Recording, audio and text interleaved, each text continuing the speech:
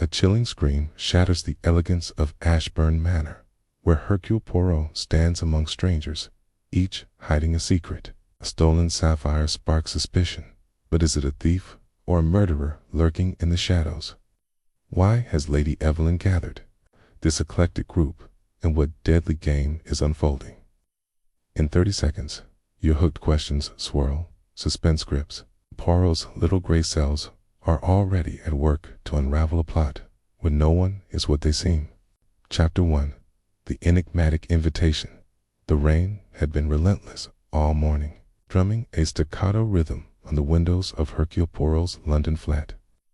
The little Belgian detective sat in his armchair, his neatly manicured fingers tapping lightly on the armrest, his mustache impeccably waxed despite the dreary day. A fire crackled in the hearth, casting flickering shadows across the room, where every object from the polished mahogany desk to the precisely arranged bookshelves reflected Poirot's obsession with order. He was restless, not for lack of cases, but for want of one that truly challenged the little gray cells he so often praised. The post had arrived an hour earlier, and among the usual bills and invitations lay a letter that piqued his curiosity. It was written on heavy cream paper, the kind that whispered wealth, and bore a postmark from the rural village of Ashburn Hollow. The handwriting was elegant, but hurried, as if the writer had hesitated before committing ink to paper. Poirot slit the envelope with a silver letter opener and unfolded the note, his sharp green eyes scanning the words. My dear Monsieur Poirot, I trust that this finds you in good health. You will not recall me, but we met briefly at a charity gala in Paris some years ago. I am Lady Evelyn Ashburn, mistress of Ashburn Manor. I write to request your presence at my estate this weekend. A matter of great delicacy has arisen, one that threatens not only my peace, but perhaps the lives of those around me. I cannot say more in writing, but I implore you to join us. Your reputation for discretion and insight precedes you. A car will collect you at noon on Friday. Forgive the secrecy, but all will be revealed in time. Yours sincerely, Evelyn Ashburn. Poirot's eyebrows arched slightly. The letter was intriguing, not for what it said, but for what it omitted. A threat to lives, yet no specifics. A weekend gathering, yet no mention of the other guests. He leaned back, stroking his mustache, his mind already weaving possibilities. Lady Evelyn's name stirred a faint memory. A tall, silver-haired woman with piercing eyes and a voice that commanded attention. But the gala in Paris had been a blur of faces, and Poirot's recollection of her was as vague as a half-forgotten dream. Mon Dieu, he murmured, a puzzle wrapped in an enigma. This I cannot resist. By Friday, the rain had cleared, leaving a crisp autumn breeze to rustle the golden leaves along the country roads. The car sent by Lady Evelyn was a sleek Rolls-Royce, its driver a taciturn man with a scar above his left eyebrow, dressed in a tailored overcoat and clutching his ebony cane, settled into the plush leather seat, his valise neatly packed with essentials. The journey to Ashburn Hollow took 3 hours, winding through hedgerows and past crumbling stone walls until the manor came into view, a sprawling Tudor estate, its ivy-clad towers silhouetted against a sky streaked with crimson. The driver deposited Poirot at the front steps, where a butler with a face like weathered oak ushered him inside. The entrance hall was grand, its oak-paneled walls adorned with portraits of stern-faced ancestors. A chandelier glittered above, casting prisms of light across a marble floor. Poirot's eyes darted about, noting the faint dust on a side-table, a sign of neglect in an otherwise impeccable household. Monsieur Poirot, came a voice, warm yet edged with tension. Lady Evelyn Ashburn descended the grand staircase, her silver hair swept into an elegant chignon, her emerald dress shimmering in the light. She was older than Poirot remembered, her face etched with lines of worry, but her posture was regal, her eyes sharp as cut glass. "I am so grateful you Come, madame, Poirot said, bowing slightly. Your letter was most persuasive. I am at your service. She offered a tight smile and gestured toward the drawing room. Please, join the others. We are a small party, but I trust you'll find them interesting. The drawing room was a study in opulence, velvet, drapes, a roaring fire, and a long mahogany table set with crystal decanters. 4 other guests were already present, their conversations halting as Poirot entered. Lady Evelyn made introductions with practiced grace. Colonel Reginald Harcourt, she said, indicating a barrel-chested man with a bristling mustache and a glass of whiskey in hand. His ruddy complexion suggested a life outdoors, but his eyes flickered with unease. The colonel served in India and has many a tale to tell. Humph, Harcourt grunted, offering a curt nod. Heard of you, Poirot. Sharp fellow, they say. Miss Clara Duval, Lady Evelyn continued, gesturing to a woman lounging on a chaise, her crimson gown clinging to her like a second skin. Her dark hair was piled high, and her lips curved in a smile that was equal parts charm and challenge. Clara is a star of the London stage. Charmed, monsieur, Clara purred, her French accent deliberate, her gaze lingering on Poirot as if sizing him up for a role. Okay. Do you hope you enjoy a bit of drama? Next was a young woman, barely 20, with wide blue eyes and trembling hands. Miss Beatrice Langley, Lady Evelyn said softly. Her family has been dear to me since she was a child. Beatrice managed a shy nod, her voice barely audible. Pleased to meet you, sir. Finally, Lady Evelyn introduced a man standing by the window, his back to the room. Mr. Victor Crane, a businessman of some renown. Crane turned, revealing a handsome face with sharp cheekbones and a smile that didn't reach his eyes. His suit was impeccably tailored, but his fingers toyed nervously with a gold pocket watch. A pleasure, Monsieur Poirot, Crane said, his voice smooth as silk. I've read of your exploits. Quite the mind you have. Poirot inclined his head, his eyes scanning each guest. Already, he sensed undercurrents, Harcourt's guarded posture, Clara's calculated charm, Beatrice's fear, Crane's practiced ease. This was no ordinary gathering, and Lady Evelyn's letter suggested a purpose far darker than a weekend retreat. Dinner was served promptly at 7. A lavish affair of roasted pheasant, truffled potatoes, and a claret that Poirot deemed passable. The conversation was stilted, punctuated by Clara's theatrical anecdotes and Harcourt's gruff interjections about military campaigns. Beatrice said little, her fork trembling as she pushed food around her plate. Crane, meanwhile, deflected questions about his business ventures with vague references to overseas investments.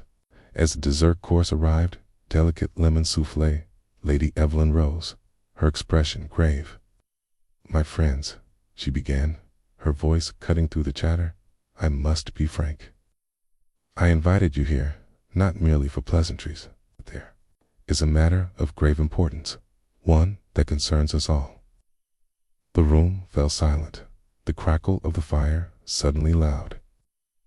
Poirot leaned forward, his senses alert.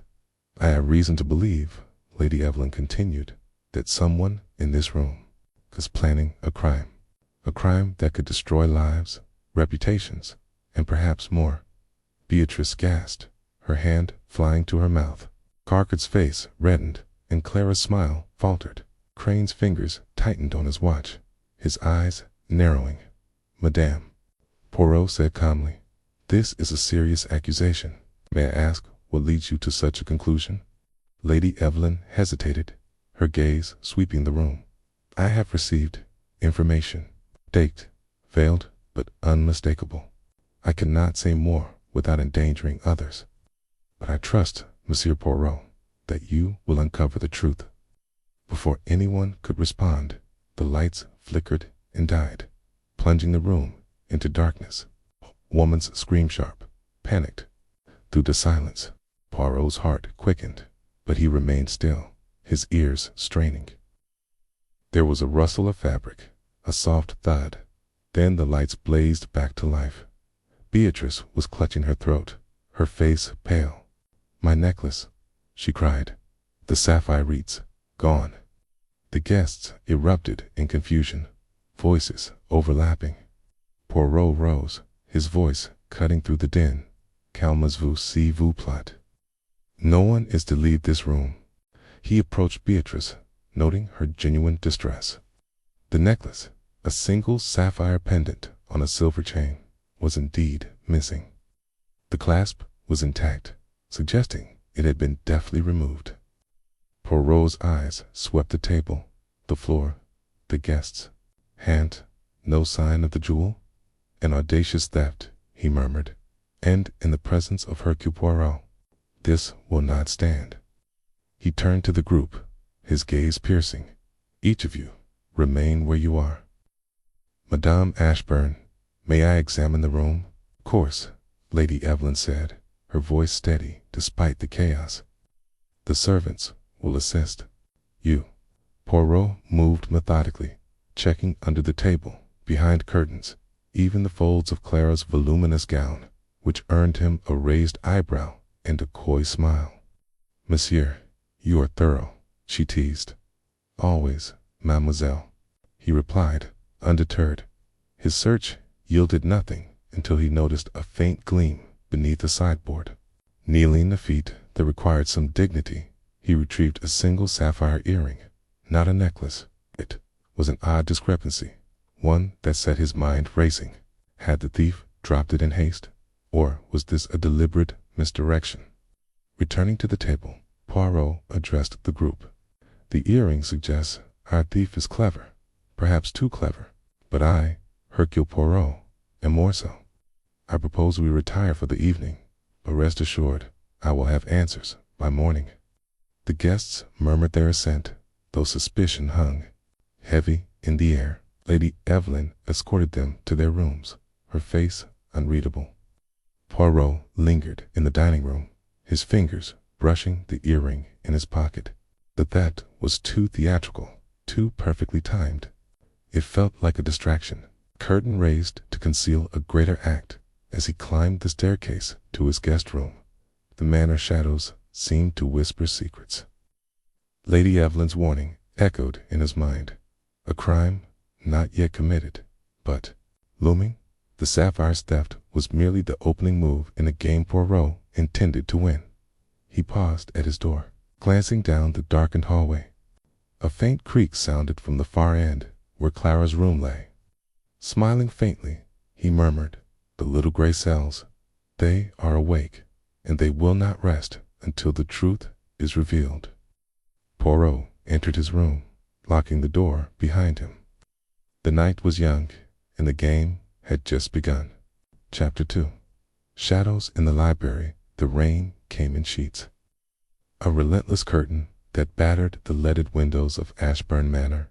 Hercule Poirot stood by the grand fireplace in the drawing room, his sharp eyes scanning the assembled guests as they shifted uneasily under his gaze.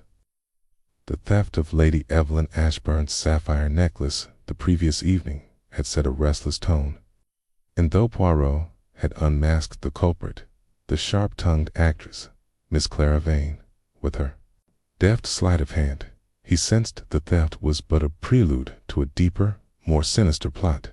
The air was thick with unspoken tensions, and the storm outside only amplified the claustrophobic unease within the manor's ancient walls. Lady Evelyn, regal despite the evening's chaos, sat in a high-backed chair, her fingers tracing the rim of a porcelain teacup. Her eyes, however, betrayed a flicker of unease, darting toward the heavy oak doors as if expecting an uninvited guest. Colonel Reginald Hargrove, retired in ramrod straight, puffed on a cigar, his war stories delivered with a rehearsed cadence that grated on Poirot's nerves. Miss Penelope Worthing, the young heiress, clutched a handkerchief, her delicate features drawn with anxiety. And Mr. Victor Langston, the charming businessman with a smile too polished, leaned against the mantelpiece, his alibi for the necklace. Theft airtight, but somehow too perfect. Poirot adjusted his bow tie, his movements precise. "Mies Amos," he began, his voice cutting through the murmur of the storm. "The matter of the necklace is resolved, but I, Hercule Poirot, am not convinced that our little drama has reached its final act. There is a shadow in this house, a secret that prowls among us. I intend to bring it into the light." Clara Vane, her auburn hair catching the firelight, tossed her head with a theatrical laugh. "Really, Monsieur Poirot, you make it sound as if we're all conspirators in some dreadful penny novel. I took the necklace cut red-handed, I admit, but it was a lark, nothing more. Can't we move on?" Poirot's mustache twitched. "A lark, Mademoiselle Vane, perhaps, but the heart of this gathering beats with a pulse far less innocent. Lady Evelyn, you spoke of a crime being plotted. What did you mean?" The room fell silent, save for the crackle of the fire and the distant howl of the wind. Lady Evelyn's lips parted, but before she could speak, a clap of thunder shook the manor, and the lights flickered. Penelope gasped, clutching her handkerchief tighter, while Colonel Hargrove muttered something about damned storms. "I meant only that I sensed unease," Lady Evelyn said at last, her voice steady, but her eyes guarded. "This house has a history, Monsieur Poirot. Old secrets, old wounds. I invited you here because I trust your discretion and your little gray cells." Poirot nodded, though his mind was already racing. The necklace theft, while clever, felt like a distraction, a sleight of hand to divert attention from a greater crime. He resolved to begin his investigation in earnest in the manor's ancient library. With its towering shelves and musty tomes, seemed the logical place to start. It was a room that whispered of secrets, its shadows long and heavy with the weight of time. The library was a cavern of knowledge, its walls lined with leather-bound volumes that smelled of aged paper and forgotten promises. Poirot entered alone, the storm's fury muffled by the thick stone walls. A single lamp cast a golden glow, illuminating a massive oak table cluttered with maps, letters, and a decanter of brandy left untouched. He moved with purpose, his gloved fingers brushing the spines of books as he searched for anything out of place. His attention was drawn to a portrait above the fireplace's stern-faced man in Regency attire, his eyes seeming to follow Poirot's every move. The plaque read, "Lord Edmund Ashburn, 1798 to 1842, Lady Evelyn's ancestor." No doubt, but there was something in the man's painted gaze that unsettled Poirot, as if he guarded a secret even in death. As he scanned the shelves, a faint creak startled him. He turned to find Penelope Worthing standing in the doorway, her pale face half hidden by the shadows. "Monsieur Poirot," she whispered, her voice trembling. I couldn't sleep. This place, it feels wrong." Poirot tilted his head, studying her. "Wrong, mademoiselle? In what way?" She hesitated, twisting her handkerchief. "It's as if the walls are watching. I heard voices earlier, outside my room. Low, angry voices. I couldn't make out the words, but they frightened me." "Voices, you say?" Poirot's tone was gentle but probing. "And where were you when you heard them?" "Near the east wing, by the staircase. I thought I saw someone moving in the dark, but when I called out, no one answered." Poirot's mind catalogued the detail. The east wing was near the guest quarters, where the others were supposedly asleep. "Merci, mademoiselle. You have done well to tell me. Now, return to your room and lock the door. Safety first, oui." Penelope nodded, her eyes wide, and slipped away. Poirot resumed his search, his instincts sharpened by her words. He moved to a corner where the shelves were slightly misaligned, as if disturbed. Running his fingers along the wood, he felt a subtle ridge. With a gentle push, a panel clicked open, revealing a hidden compartment. Inside was a small, leather-bound journal, its pages yellowed and brittle. Poirot opened it carefully, his eyes scanning the faded ink. The entries dated from the 1840s, tailed a scandal involving Lord Edmund Ashburn and a fortune in smuggled gems. The journal hinted at a betrayal partner who vanished with the loot, leaving Edmund to face ruin. The final entry was scrawled, "In haste, the debt must be paid or the house will fall." A chill ran through Poirot, not from the storm, but from the realization that this journal might hold the key to Lady Evelyn's cryptic warning. He tucked it into his coat, intending to study it further, when a sharp crack echoed through the manor, not thunder, but a gunshot. The guests were roused from their rooms, gathering in the hall in various states of disarray. Clara Vane, wrapped in a silk robe, clutched a cigarette holder with trembling fingers. Colonel Hargrove, still in his dressing gown, barked orders as if commanding a regiment. Victor Langston appeared last, his hair disheveled, but his demeanor oddly calm. Lady Evelyn stood at the top of the staircase, her face pale but composed. "Where did the shot come from?" Poirot demanded, his voice cutting through the chaos. "The West Wing, I think," Clara said, her eyes darting to Langston, near the study. Poirot led the way, his small frame moving with surprising speed. The study was a masculine room, all dark wood and leather, with a desk strewn with papers. A window was ajar, letting in the rain, and the faint smell of gunpowder lingered. Poirot examined the scene, noting a single bullet hole in the wall, embedded at an odd angle. "No one is harmed?" he asked, scanning the group. They shook their heads, though Penelope's eyes were red with unshaded tears. Colonel Hargrove scoffed. "Some fool playing a prank, no doubt. This house is full of creaks and tricks." Poirot's gaze lingered on Langston, who met it with a bland smile. "Monsieur Langston, where were you when the shot was fired?" "In my room, Monsieur Poirot." Langston replied smoothly. "I was reading. Storm kept me awake. And you heard nothing until the shot?" "Not a thing." Poirot's mustache twitched again. Langston's composure was too perfect, his answers too rehearsed. He turned to the others. "Remain here. I must examine the grounds." Despite the storm, Poirot ventured outside his coat, pulled tight against the wind.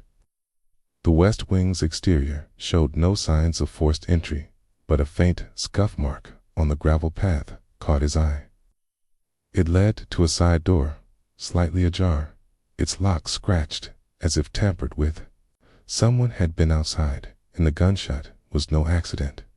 Returning to the study, Poirot overheard a heated exchange in the hall.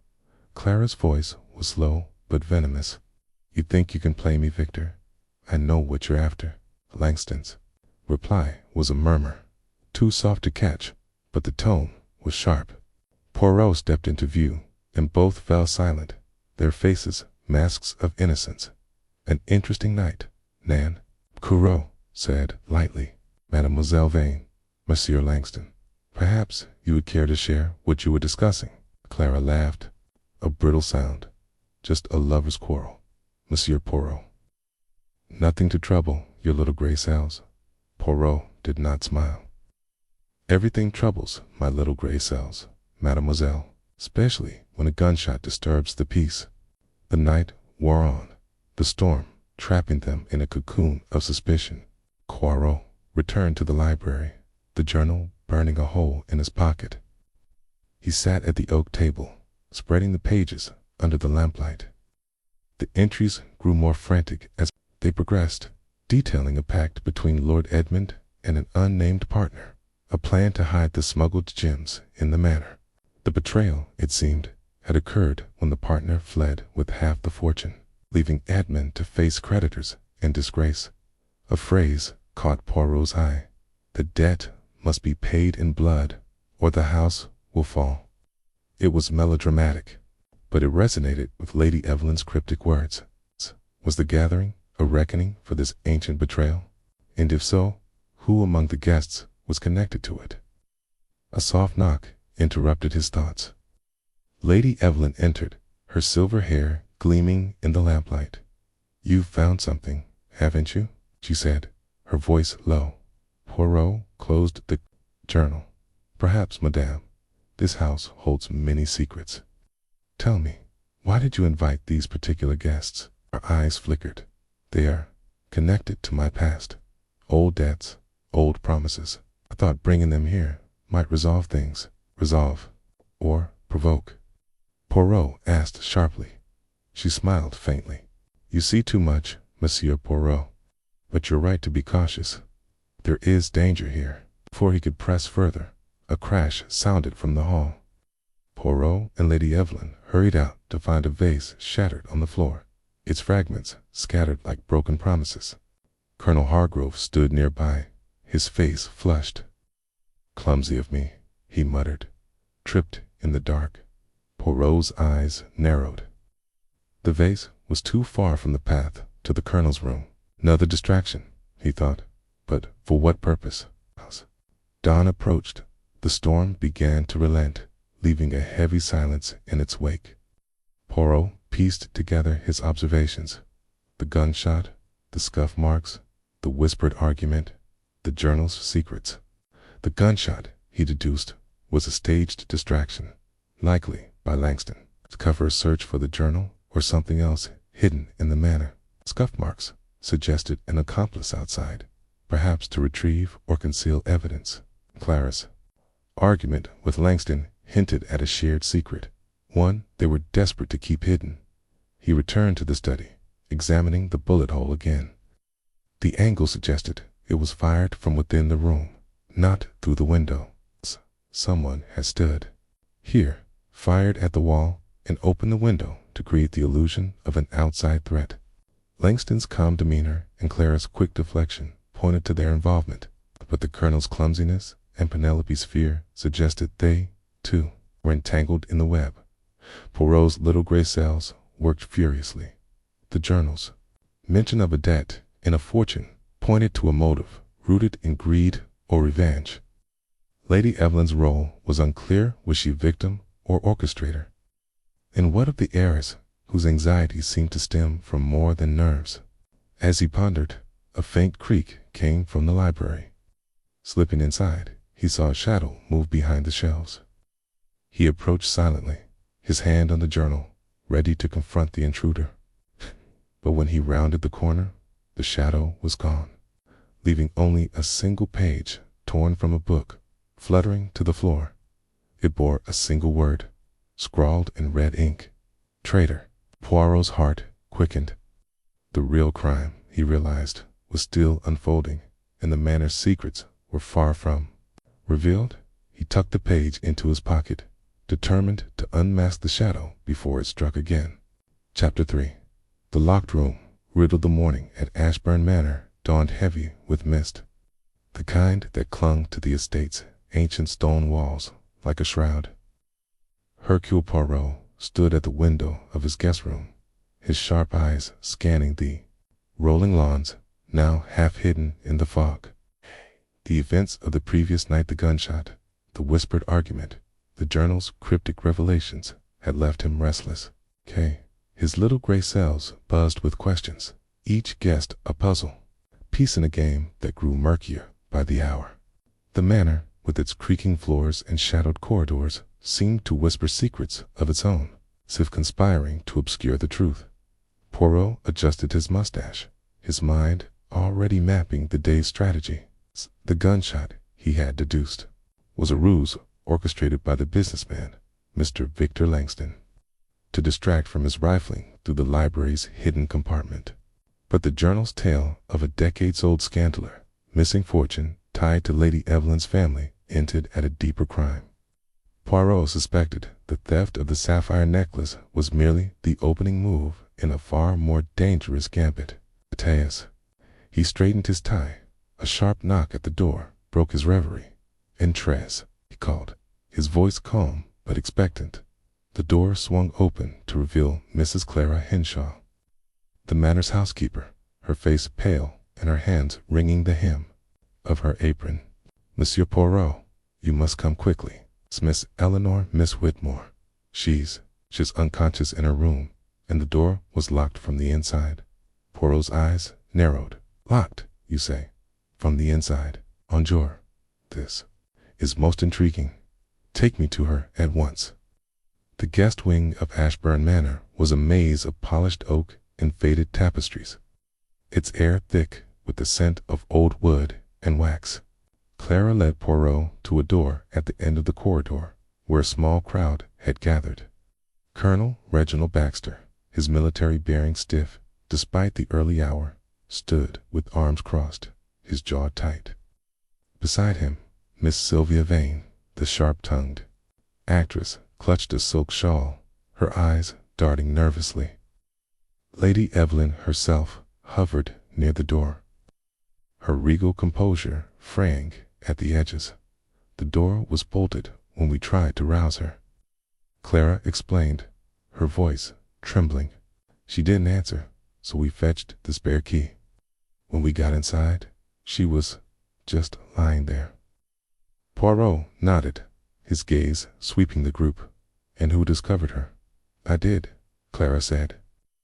I brought her morning tea, as usual. When she didn't respond, I grew worried. Very well, Poirot said, his tone brisk. Let us see this locked room for ourselves. The door creaked open, revealing a spacious chamber, bathed in the dim light, filtering through heavy velvet curtains. Eleanor Whitmore, the young heiress, lay sprawled across a four-poster bed, her pale face serene but unnaturally still. Her chestnut hair fanned across the pillow, and her hands rested limply at her sides. The room was tidy, almost eerily so, with no signs of a struggle. A silver tea tray sat on a side table, its contents untouched. A teapot, a single cup, and a small plate of biscuits. Poirot approached the bed, his movements precise. He leaned close, noting Eleanor's shallow breathing. She lives, he murmured, relief flickering across his face. But she is in a deep stupor. We must summon a doctor at once. I've already sent for Dr. Hargrove from the village, Lady Evelyn said, her voice strained. He'll be here within the hour, Poirot said, turning to survey the room. His eyes lingered on the window, its frame slightly ajar, a faint scratch mark marring the wood. He bent closer, sniffing the air, a faint, bitter scent like almonds, but not quite hung near the window. He frowned, filing the detail away. Clara, he said, turning to the housekeeper, describe precisely what you saw when you entered. Clara swallowed hard. I unlocked the door with the master key since the bolt was drawn. Miss Eleanor was just as you see her now, lying on the bed. The tray was there, untouched. Oh. I thought she was sleeping at first, but when I called her name, she didn't stir. And the window? Poirot asked, gesturing to the frame. It was closed when I came in, Clara said. I'm certain of it. Poirot's gaze flicked to the guests. Did anyone hear anything unusual last night? A noise, perhaps, or footsteps? Colonel cleared his throat. I heard nothing. My room's on the other side of the wing. Slept like a stone after that blasted storm. Sylvia Vane arched an eyebrow. You'd sleep through an earthquake, Colonel. I heard creaking, but this old pile groaned like a ghost all night. Nothing stood out. Lady Evelyn hesitated. I thought I heard a door close around midnight, but I assumed it was a servant. T's house. It plays tricks on the ears. Poirot's lips twitched, but he said nothing, his mind racing. A locked room, an unconscious heiress, and a faint almond-like scent. The pieces were tantalizing, but incomplete. He turned to the tea tray, lifting the teapot's lid and inhaling deeply. The same bitter scent lingered, stronger now. Tea, he said. It must not be touched. I suspect it holds the key to Miss Whitmore's condition. Dr. Hargrove, a wiry man with a perpetually furrowed brow, arrived shortly after, his black bag clutched tightly. He examined Eleanor with brisk efficiency, checking her pulse and peering into her eyes. She's been sedated, he declared. Something potent, likely a barbiturate. Should come round in a few hours, but she's lucky to be alive. Stronger dose could have been fatal. Sedated. Sylvia gasped, her hand flying to her throat. You mean someone tried to kill her? Not necessarily, Poirot said, his voice measured. A sedative suggests intent to incapacitate, not necessarily to kill. Okay, but why? That is the question. The colonel snorted. This is getting ridiculous. First a necklace, then a gunshot. Now this, someone's playing a damned dangerous game. Indeed, Poirot said, his eyes glinting. And I, Hercule Poirot, intend to unmask the player. He dismissed the group, asking them to remain in the drawing room while he continued his inspection. Alone in the room, he moved with the precision of a watchmaker, examining every detail. The scratch on the window frame was fresh, its edges jagged, as if made by a tool. He opened the window, peering outside. The drop to the ground was steep, but a narrow ledge ran beneath, wide enough for a nimble intruder. Yet the grass below showed no footprints, and the storm's rain would have left the ground soft enough to betray any trespasser. Returning to the tea tray, Poirot lifted the cup, noting a faint residue at the bottom. He wrapped it carefully in a handkerchief, tucking it into his pocket. The almond-like scent suggested cyanide, but the doctor's diagnosis pointed to a sedative. A discrepancy, perhaps, or a deliberate misdirection. His mind turned to the journal. From the library, its pages detailing a scandal involving Lady Evelyn's father, a stolen fortune, and a betrayal that left one conspirator dead. Eleanor, he recalled, was the granddaughter of that conspirator. Was her condition tied to that ancient grudge? As he pondered, Clara reappeared, her face anxious. Monsieur Poirot, there's something else. The library's been disturbed again. One of the rare books, a first edition of the Moonstone, is missing. Poirot's eyebrows rose. Another theft. This is no coincidence. Show me.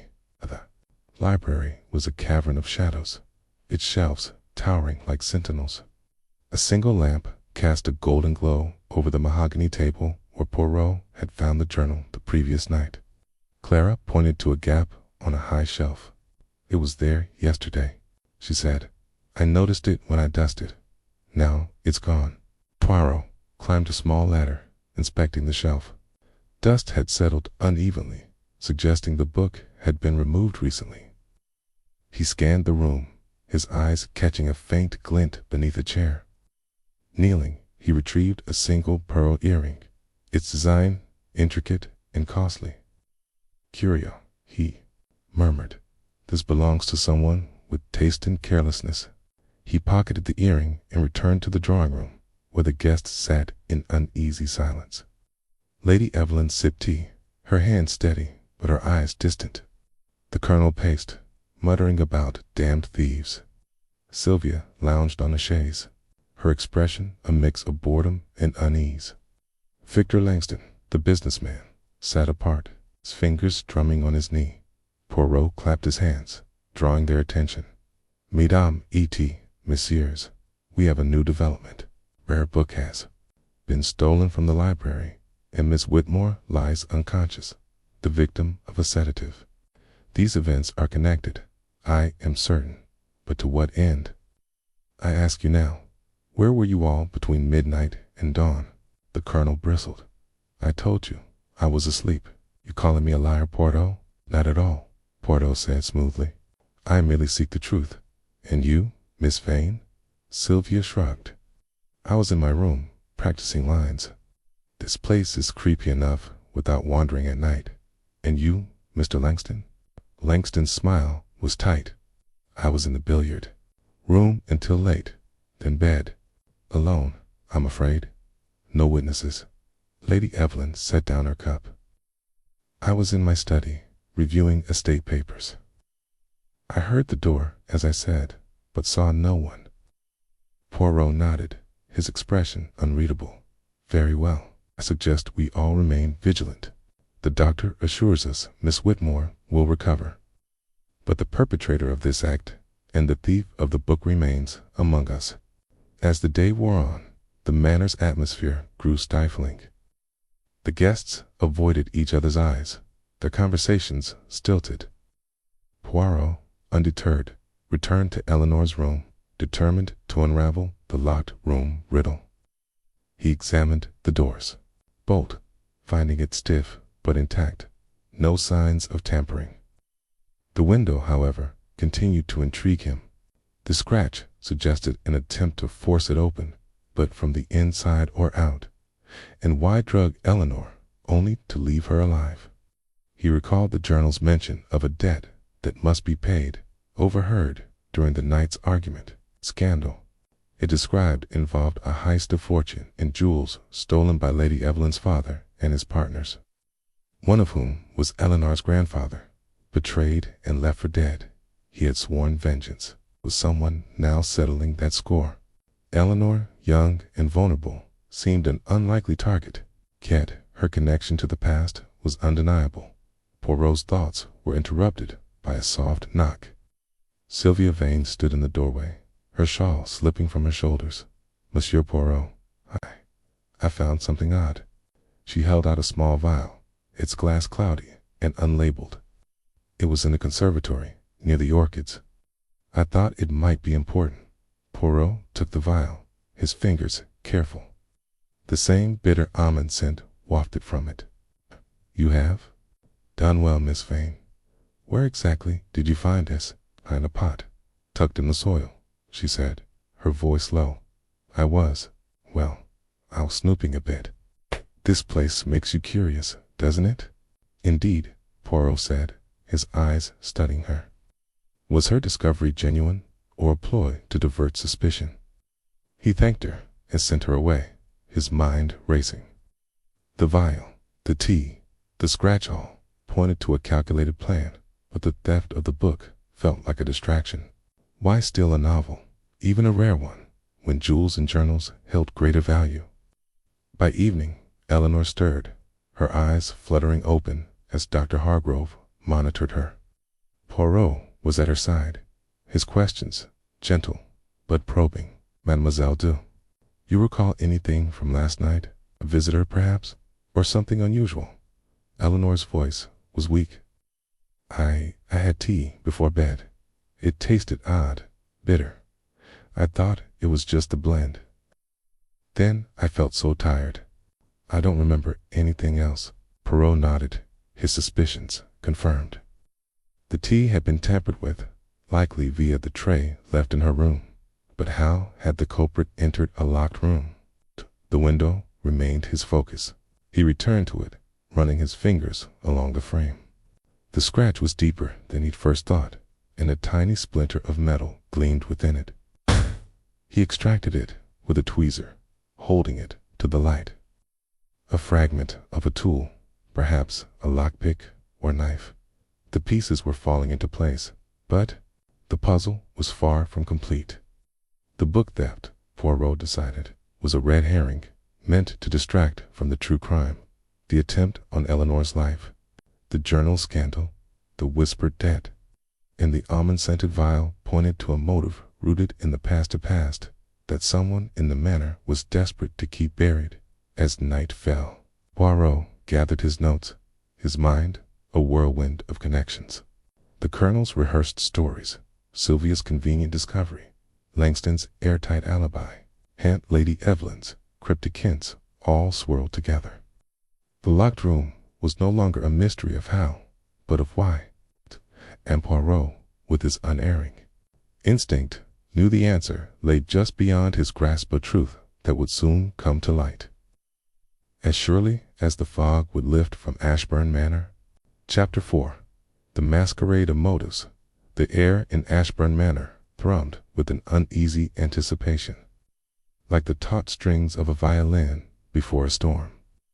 Hercule Poirot adjusted his bow tie, the crisp black silk, a stark contrast to the opulent chaos of the evening's preparations.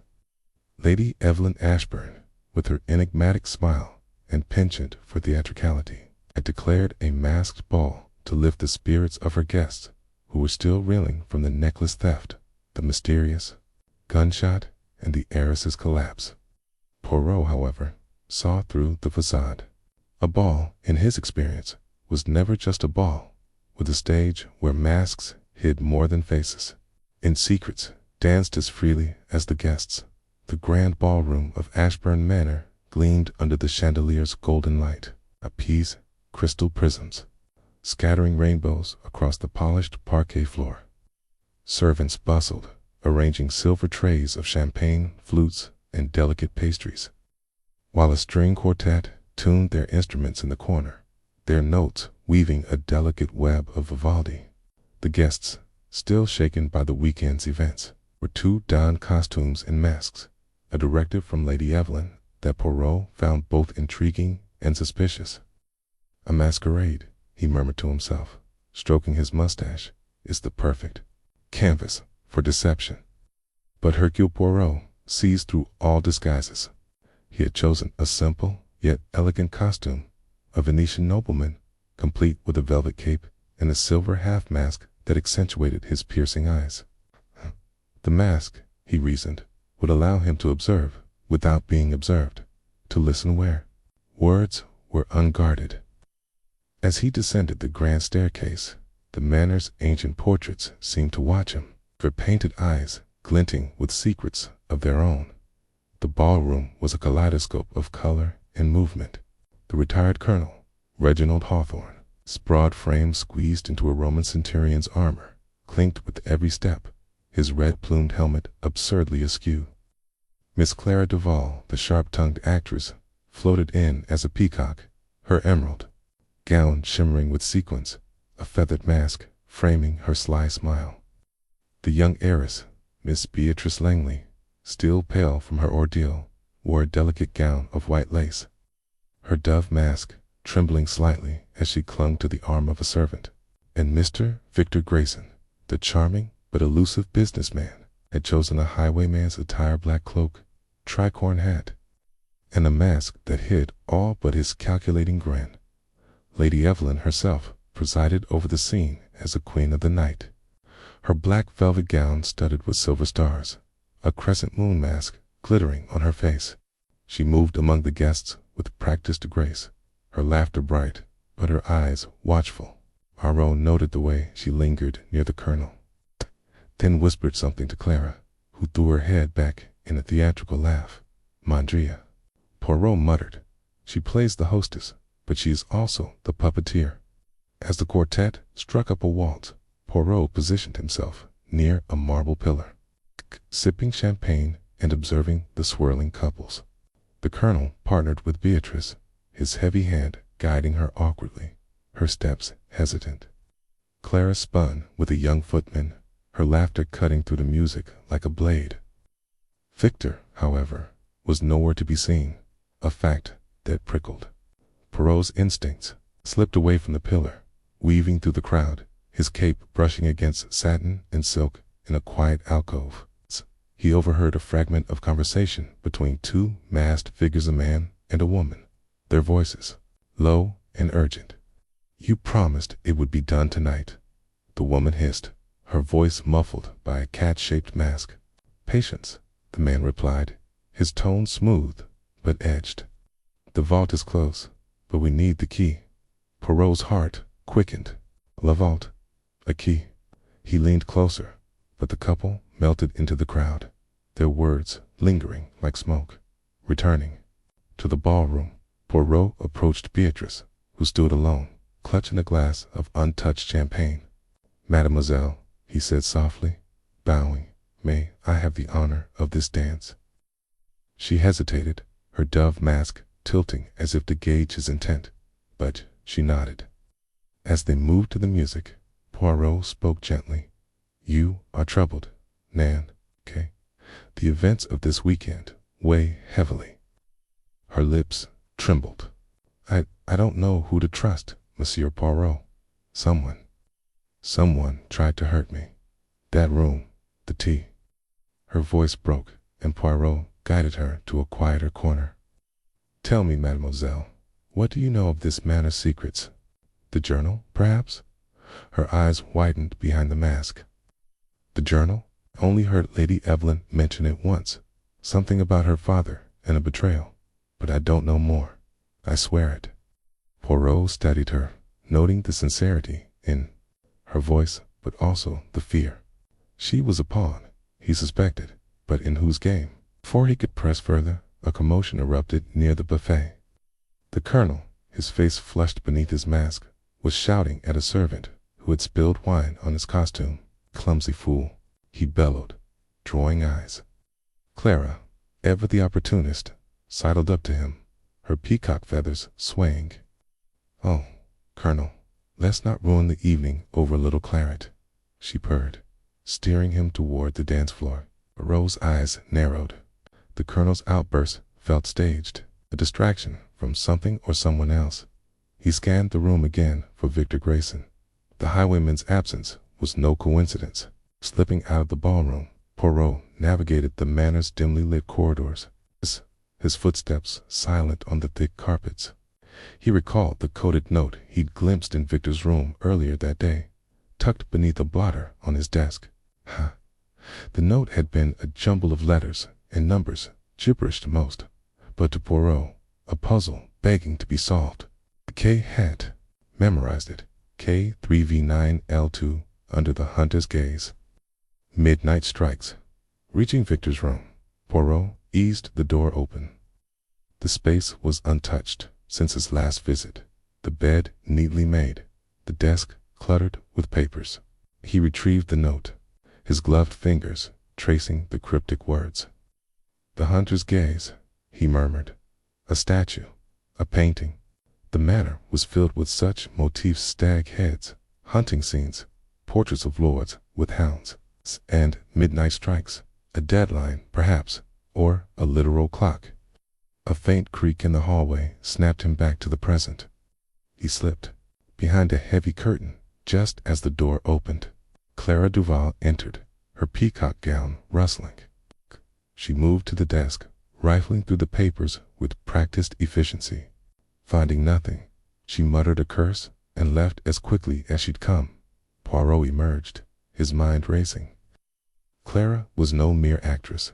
Her movements were too precise, her purpose too clear. Was she working with Victor or against him?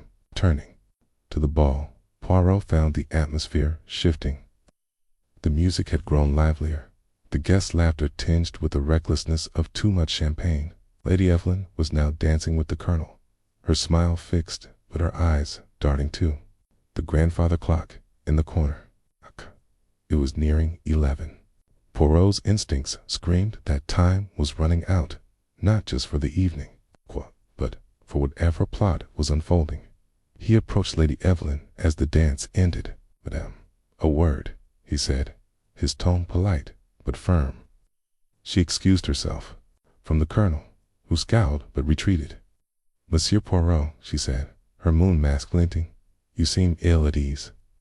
Is the ball not to your liking?" "It is most charming," he replied, "but I am curious about your choice of guests. A colonel with a temper, an actress with secrets, a businessman who vanishes, an heiress who fears for her life. Can you, madame, at the center of it all? What game do you play?" Her laughter was like crystal, sharp and brittle. "A game. You wound me, monsieur. I merely wished to bring old friends together." But her eyes betrayed her, flickering toward the ballroom's double doors. Poirot followed her gaze and saw Victor Grayson re-enter, his highwayman's mask slightly askew, his cloak dusted with dirt. He had been outside. Poirot excused himself and trailed Victor, who moved toward the buffet, but seemed distracted, his eyes scanning the room. Poirot noted a faint bulge in Victor's pockets, something heavy, perhaps a key or a tool. Before he could approach, a scream shattered the music. The guests froze as smoke began to curl from the direction of the stables, visible through the ballroom's tall windows. "Fire!" someone shouted, and chaos erupted. Lady Evelyn took charge, directing servants to fetch water and blankets while the guests milled in confusion. Poirot, however, saw opportunity in the disorder. He slipped outside, the acrid smell of smoke stinging his nose as he approached the stables. Flames licked at the wooden beams, but the fire was contained to a single stall, burning too neatly to be accidental. A sin, he concluded. and likely meant to destroy evidence or to draw attention. He scanned the grounds and spotted a figure in a highwayman's cloak darting toward the lake. Victor Poirot followed, keeping to the shadows of the yew hedges. The businessman paused at the water's edge, pulling a small metal box from his pocket. He knelt, as if to bury it, but froze when he heard a twig snap Poirot's deliberate misstep. Victor spun, his mask hiding his expression, but his voice was sharp. "Who's there, Monsieur Grayson?" Poirot said, stepping into the moonlight. "You seem most anxious to dispose of something. Perhaps a key to a vault." Victor's laugh was forced. "You're mistaken, Poirot.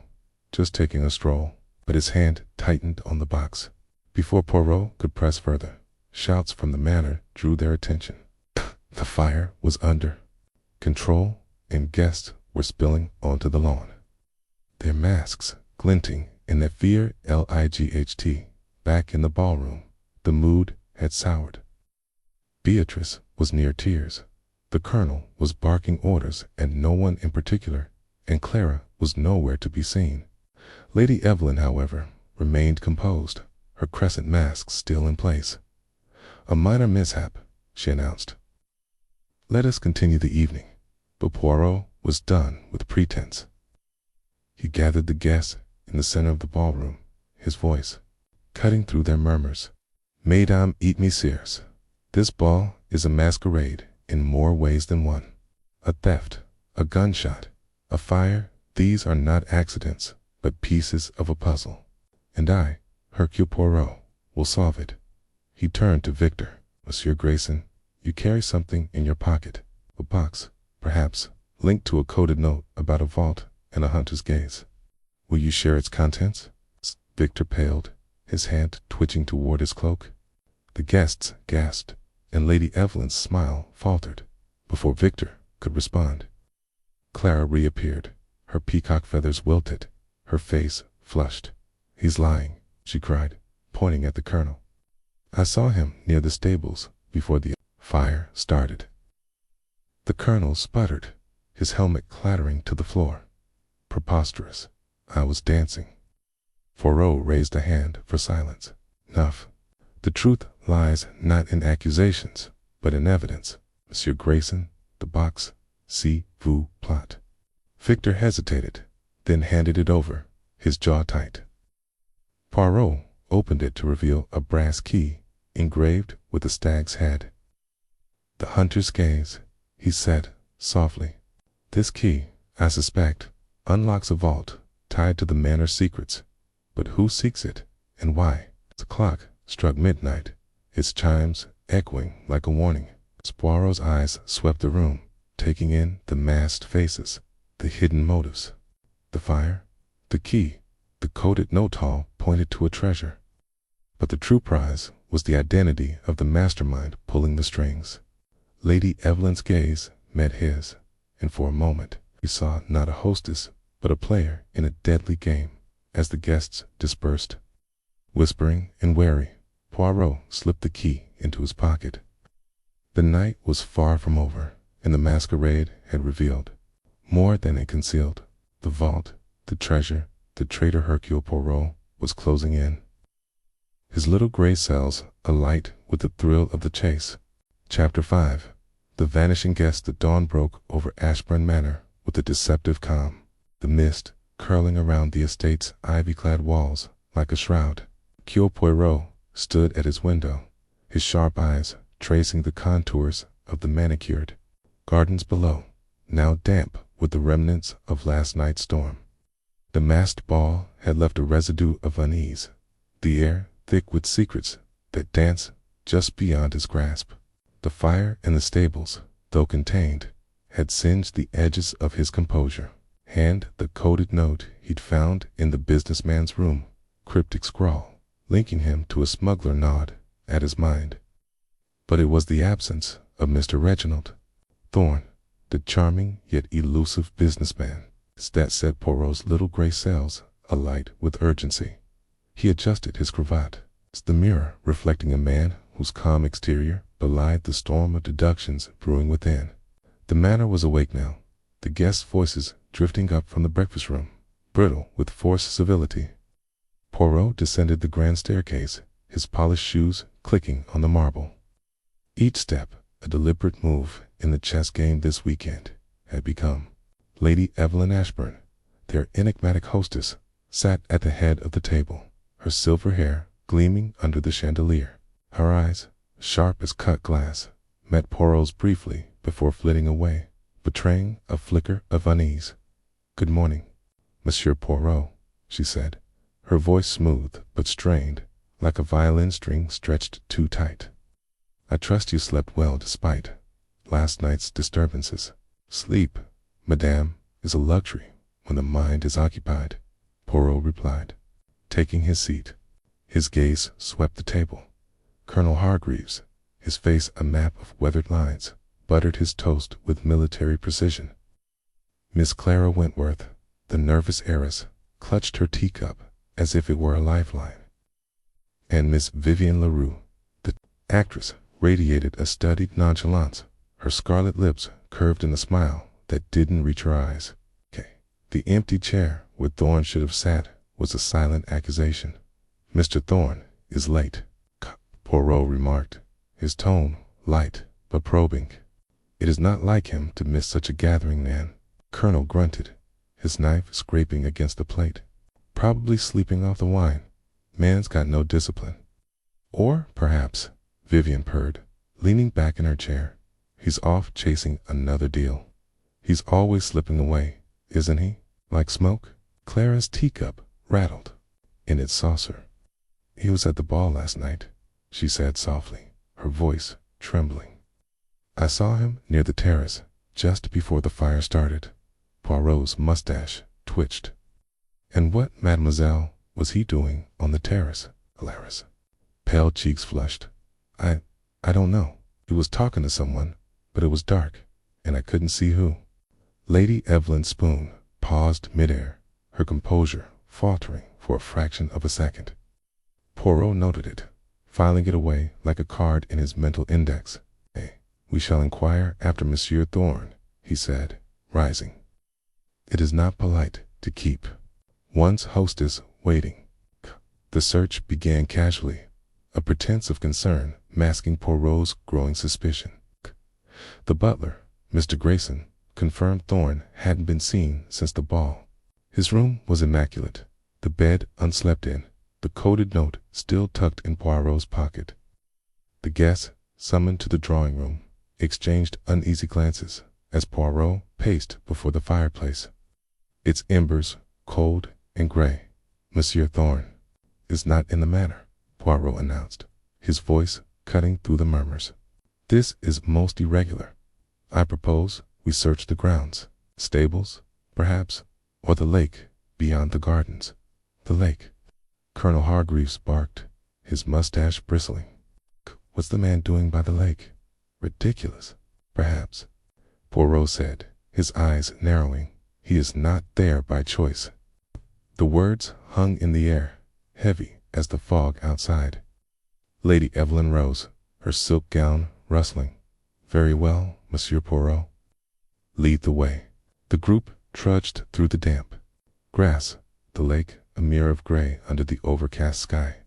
Poirot's keen eyes scanned the shoreline, noting the churned mud near the water's edge. Clara, trailing behind, gasped suddenly, pointing to a glint among the reeds. "There's something's in the water." Poirot moved swiftly, his small frame belying his agility.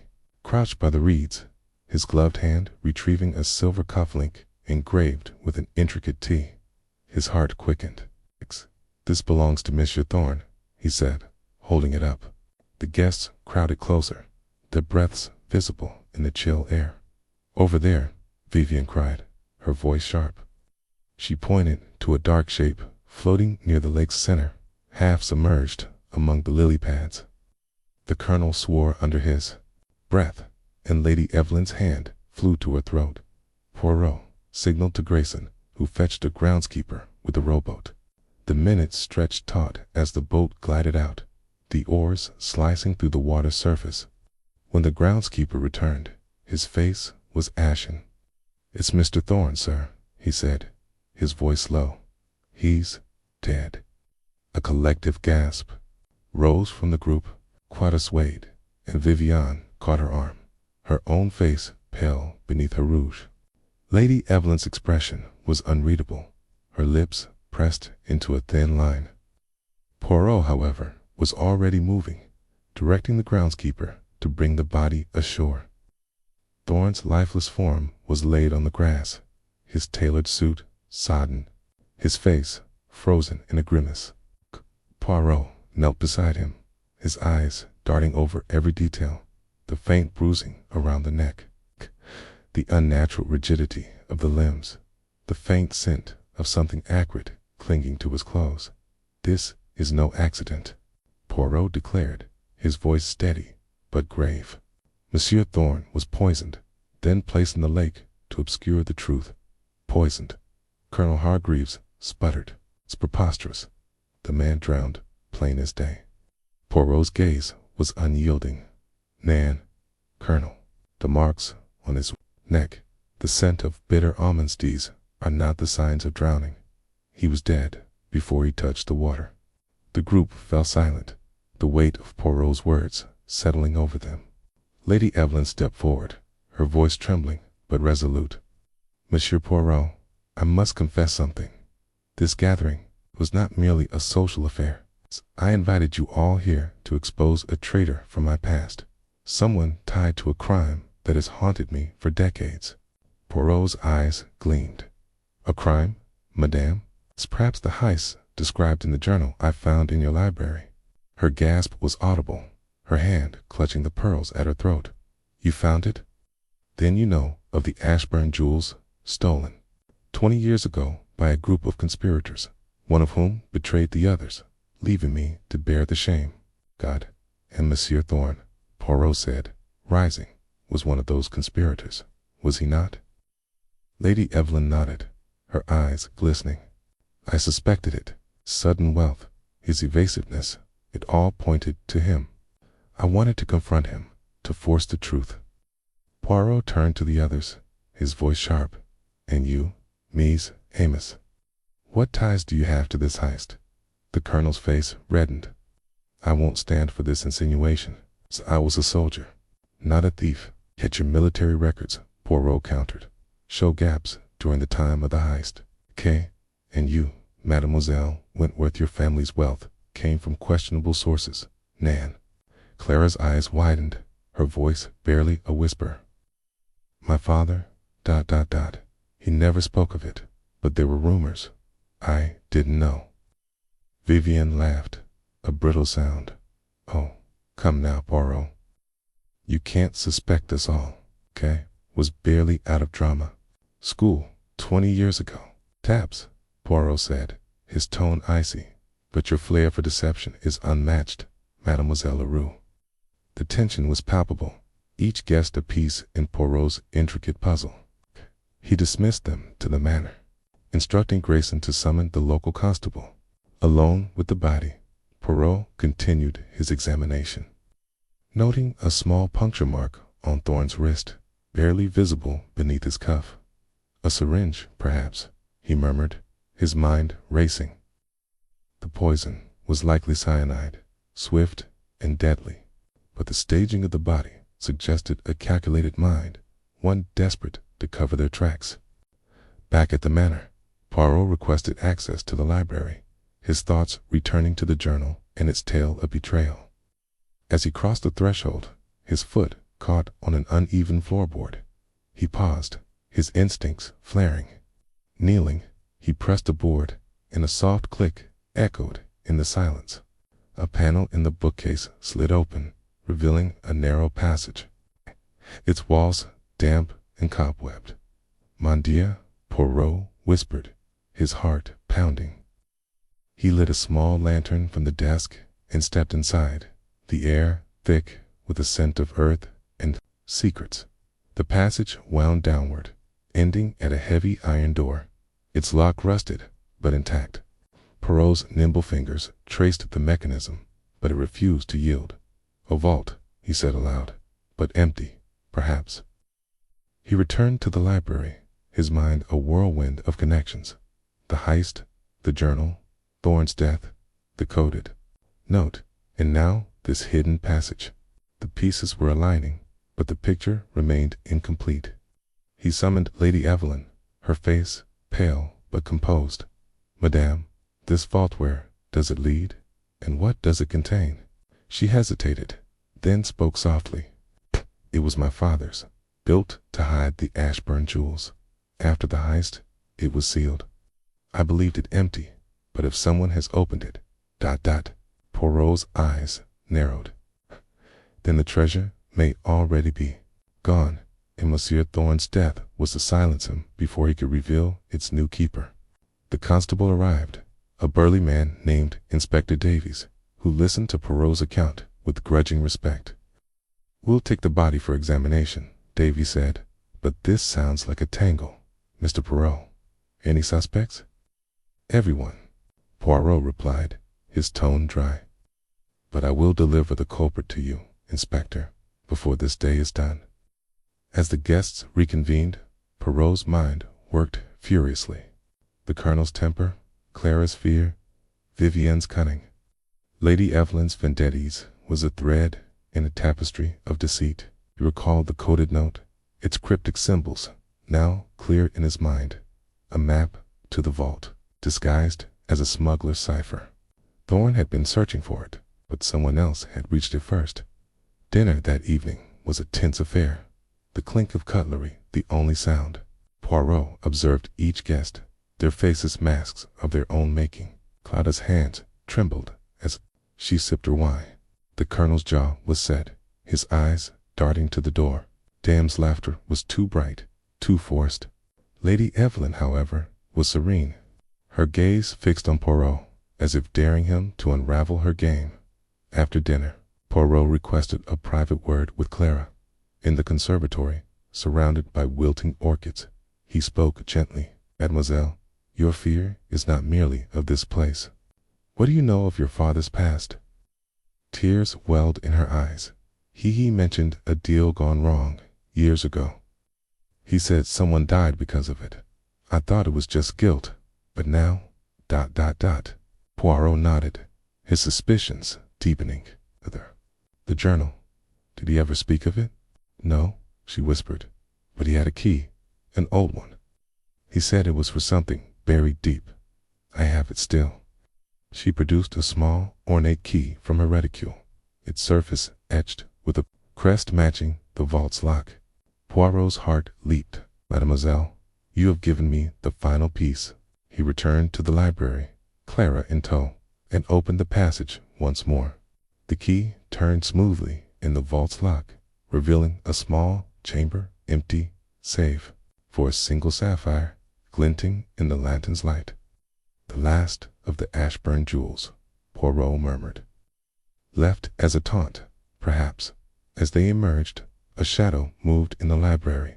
Colonel stood there, his face a mask of fury. "You've gone too far, Poirot," he growled, a revolver glinting in his hand. "Nan," Colonel Poirot said calmly, "it is you who have gone too far. You killed Monsieur Thorn to protect your share of the jewels, did you not? You betrayed your partners 20 years ago, and now you seek to erase the evidence." The Colonel's hand shook, but before he could act, Inspector Davies burst in, summoned by Poirot's earlier message. The revolver clattered to the floor, and the Colonel's shoulders slumped in defeat. The truth unraveled swiftly. The Colonel, once a conspirator in the heist, had killed Thorn to silence him, using cyanide from a smuggler's cache. The vault's emptiness was his doing, the jewels sold years ago to fund his retirement. Lady Evelyn's gathering had been a trap, but not for Thorn, for the Colonel, her betrayer. As the constable led him away, Poirot turned to Lady Evelyn. "Madame, your revenge is complete, but at what cost?" She bowed her head, her voice soft. "Justice, Monsieur Poirot, for my family." The manor grew quiet, the guests dispersing into the night. Poirot stood alone, the sapphire in his hand, a cold reminder of human greed. "Tomorrow he would set his final trap. But for now, the game was paused, the board still set for one last move. Chapter 6. The final gambit. The air in Ashburn Manor's drawing room was thick with anticipation, the kind that settles like fog over a battlefield before the final charge. The heavy velvet curtains were drawn, casting long shadows across the polished oak floor where the guests sat in a semicircle of backed chairs. The fire in the hearth crackled, its amber glow flickering over their faces, one a mask of unease, suspicion, or barely concealed guilt. Hercule Poirot stood at the center, his small, immaculate figure commanding the room with the quiet authority of a conductor before a symphony. His mustache twitched slightly, a telltale sign that his little gray cells were at their peak, weaving together the threads of a mystery that had unraveled lives and secrets over the past 3 days. Mes Amis, Poirot began, his voice low but resonant, cutting through the tension like a scalpel. We have come to the end of our little drama at Ashburn Manor, but before we part ways, there is a truth that must be revealed, a truth that has been hidden like a diamond in the rough, beneath layers of deceit, greed, and betrayal. Lady Evelyn Ashburn sat at the head of the semicircle, her silver hair gleaming under the chandelier's light. Her hands, adorned with a single emerald ring, rested calmly in her lap, but her eyes betrayed a flicker of something, fear, perhaps, or anticipation. Beside her, Colonel Reginald Hawthorne's weathered face was set in a scowl, his fingers strumming impatiently on the armrest. The young heiress, Miss Clara Winthrop, clutched a lace handkerchief, her pale cheeks flushed with nervous energy. The actress, Miss Vivian Leroux, lounged with theatrical nonchalance, though her sharp green eyes darted between Poirot and the others. The absence of Mr. Victor Langley, the businessman whose body had been pulled from the lake that morning, hung like a specter over the gathering. Poirot paced slowly, his polished shoes clicking against the floor. This weekend, he continued, began with the thefted sapphire necklace, taken in a moment of darkness. But as we have seen, this was merely the overture to a far grander performance. A gunshot in the night, a young woman drugged in a locked room, a fire in the stables, and finally, a murder. Each act was designed to obscure the truth, to distract from the heart of this mystery, a treasure hidden for decades, and the sins of those who sought to claim it. He paused, letting his words settle. The guests shifted uncomfortably, their gazes flickering to one another. Poirot's eyes gleamed as he continued. Let us begin with the treasure itself. In the library, I discovered a journal detailing a heist from 30 years ago, a theft of jewels, priceless and rare, taken from a noble family during a time of chaos. The conspirators were young, ambitious, and reckless, but one among them betrayed the others, and the jewels vanished, hidden within the walls of this very manor. Is this not so, Lady Evelyn? All eyes turned to their hostess. Lady Evelyn's lips tightened, but she nodded slowly. You are correct, Monsieur Poirot. My late husband, Charles, was part of that heist.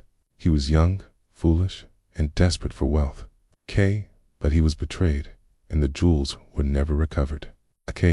Invited you all here to uncover the truth, find the traitor who ruined him. Poirot inclined his head, acknowledging her candor. Merci, Lady Evelyn, but let us be clear. Your purpose was not merely to uncover a traitor. It was to exact revenge. And so, you gathered those connected to that long-ago crime, each with a role to play in this masquerade. But one among you has played a darker part, murderer. A gasp rippled through the room. Clara's handkerchief fell to her lap, and Vivian's posture stiffened. Colonel Hawthorne's hand froze mid-drum, his eyes narrowing. This is preposterous, he barked. You've no proof of anything? Poirot raised a hand, silencing him. Patience, Colonel. All will be revealed. Let us first consider the events of this weekend. The theft of the necklace, I deduced, was the work of Mademoiselle Leroux. Clever sleight of hand to sow chaos. But it was a distraction. N'est-ce pas? The real crime was yet to come. Vivian's lips curled into a faint smile, but she said nothing. Her silence, a confession in itself. Then Poirot continued. We had the gunshot in the night, a ruse orchestrated by Monsieur Langley to cover his search for the journal. He knew it held clues to the treasure's location. But someone else was watching, waiting. The next day, Mademoiselle Winthrop was found unconscious in a locked room, drugged by a tampered tea tray. A faint scent of almonds suggested cyanide, but no poison was found. Why?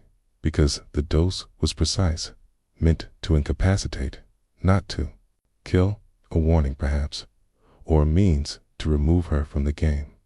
Clara's eyes widened, her voice trembling. But why me? I've done nothing. Poirot turned to her, his expression softening. You, mademoiselle, were a pawn in this game. Your family's connection to the heist made you a target, a means to draw out the true culprit. But let us move forward. The fire in the stables was no accident. It was arson, designed to destroy evidence. And then the tragic death of Monsieur Langley, poisoned and left in the lake to appear as an accident. But Poirot, he does not believe in accidents. He reached into his pocket and produced a small object, glittering blue gem, its facets catching the firelight. This, he said, holding it aloft, is a sapphire identical to the one stolen from Lady Evelyn's collection. But it is a fake, crafted by my instruction and placed in the library last night as a trap, and one among you could not resist its lure. The room fell silent, the crackle of the fire the only sound. Poirot's gaze swept over the guests, lingering on each face. The treasure, Mies Amos, was never in the vault behind the library's hidden passage. It was moved long ago, hidden in a place only one person could know. But greed is a powerful motivator, and the fake sapphire drew out the truth. Last night, someone attempted to steal it, believing it to be part of the lost hoard. Colonel Hawthorne's face flushed crimson. Enough of this nonsense, Kay roared, leaping to his feet. You've no evidence, Poirot. This is a farce. He turned toward the door, his heavy boots thudding against the floor. Aratus. Poirot's voice cracked like a whip. Colonel Hawthorne, you will not leave this room, for it is you who took the bait. It is you who murdered Victor Langley. The accusation hung in the air like a guillotine. Hawthorne froze, his hand on the doorknob, his broad shoulders tense.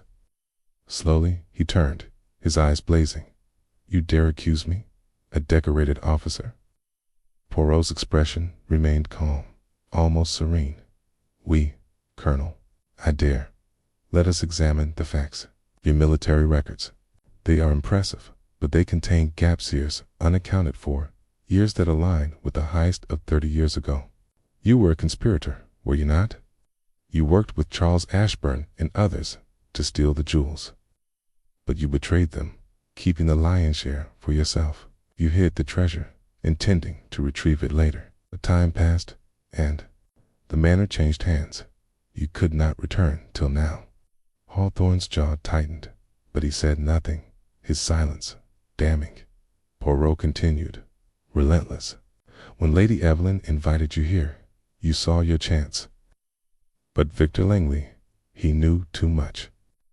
He had uncovered your role in the heist, perhaps through his smuggling connections. He was searching for the journal, hoping to find the treasure for himself.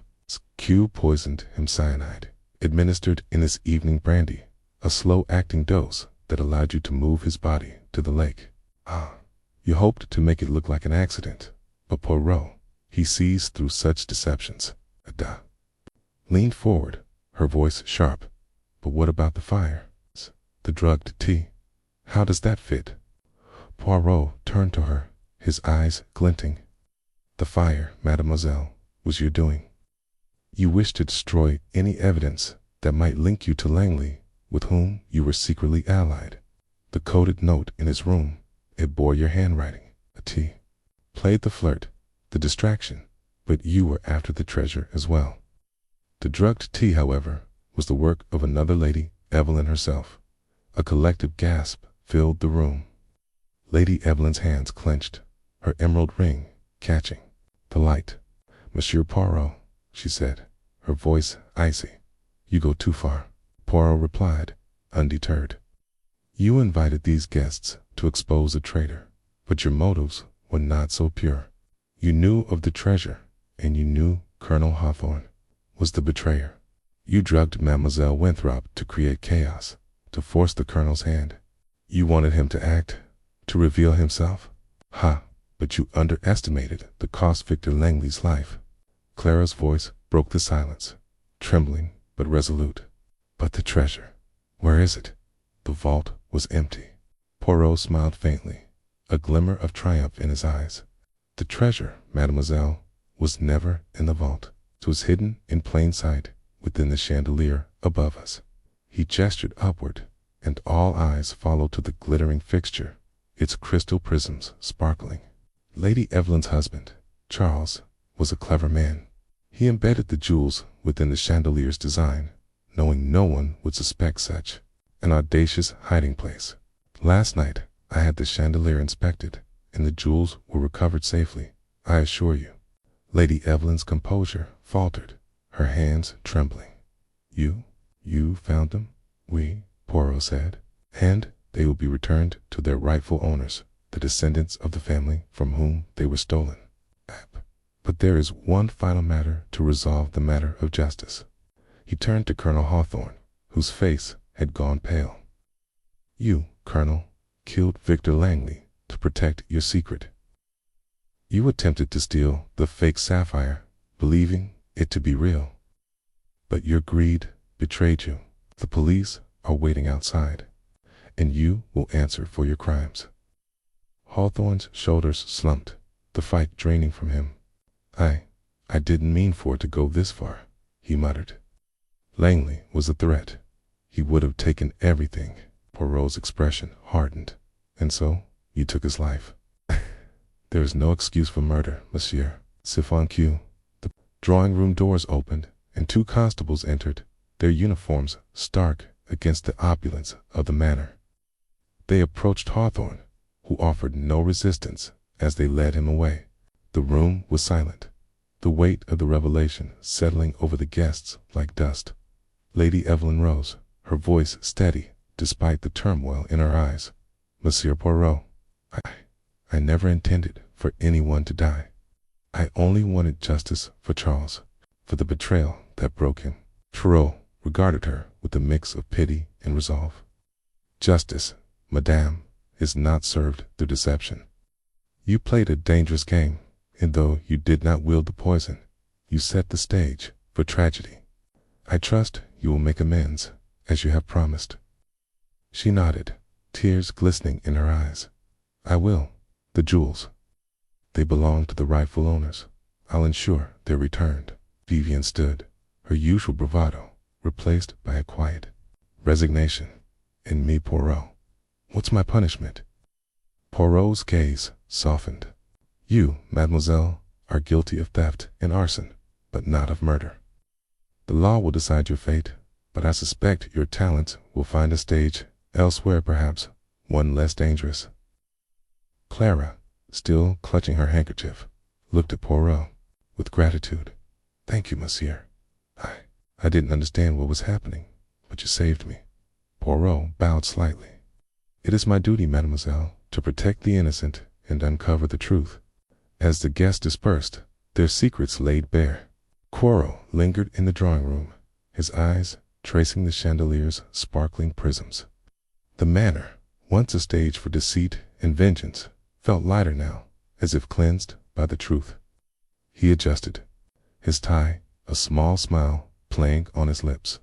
Outside, the autumn wind rustled through the trees, carrying away the echoes of the weekend's chaos. Poirot stepped into the crisp air, his mind already turning to the next mystery, the next puzzle that would challenge his little gray cells. For Hercule Poirot, the game was never truly over. It simply waited for the next move.